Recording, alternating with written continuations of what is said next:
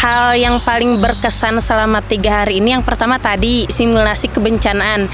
Masya Allah di situ panik ya, karena jujur baru pertama kali gitu ya, walaupun saya sebagai volunteer divisi kebencanaan, tapi saya pun baru gitu ya, baru pertama kali simulasi seperti itu. Jujur panik, nggak tahu mau gimana, kenapa ini bisa gini, terus tiba-tiba jadi tim medis yang sebelumnya belum pernah sama sekali nanganin kayak gini tuh, baru cuma materi yang kemarin dan itu pun belum nerap banget di otak. Paling berkesan itu adalah kedisiplinan selama 3 hari di acara ini, dengan komandan yang Masya Allah sangat tegas dan disiplin sekali gitu ketika simulasi. Karena pertama juga bagi saya untuk mengikuti acara seperti ini, simulasi bencana, itu paniknya ada banget gitu. Cuman ketika diingetin harus tenang gitu, itu sangat Masya Allah,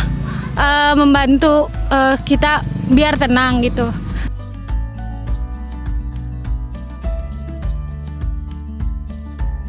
Materi yang paling nempel tuh sebenarnya materinya pertama, materi Mas Panji, di mana urgensi penggunaan dana zakat. Karena jujur selama ini saya mendapatkan ilmu penggunaan dana zakat itu hanya boleh kita gunakan untuk objek, dalam hal ini orang.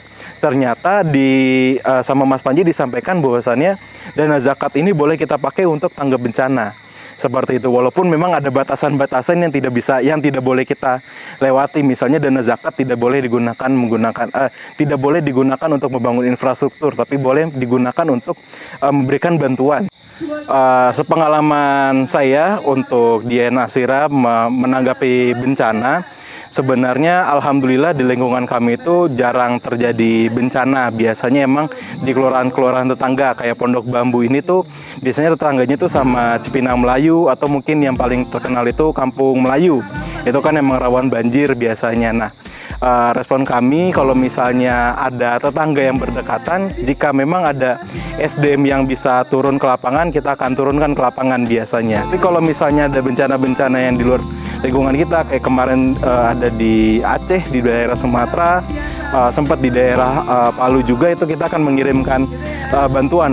Jadi ini ilmu baru buat saya, dan tadi sudah ada praktiknya, sehingga insya Allah mungkin kalau misalnya ya, walaupun pemateri ngomong jangan sampai ilmu ini dipakai di kehidupan nyata, cuman saya mungkin berharap punya experience langsung seperti itu.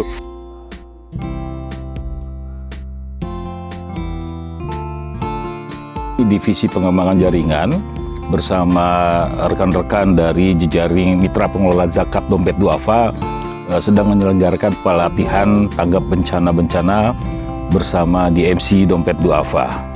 Tentu saja pelatihan ini merupakan standar kecakapan dari seorang amil yang di dalam beberapa peristiwa bencana alam itu selalu diharapkan kehadirannya agar bisa menjadi bagian dari tim penolong bagi para penyintas bencana. Pelatihan ini perlu karena semua amil itu harus pada kondisi dan posisi siap siaga dan siap menjadi penolong bagi mereka yang notabene merupakan penyintas bencana alam.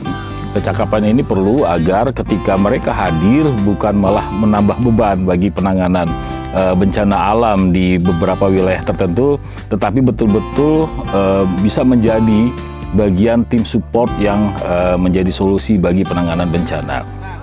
Kita tidak hanya berbicara pada tahap respon, tetapi juga kita harus bisa hadir sebagai tenaga yang cakap di dalam hal recovery dan juga mental healing para penyintas bencana alam.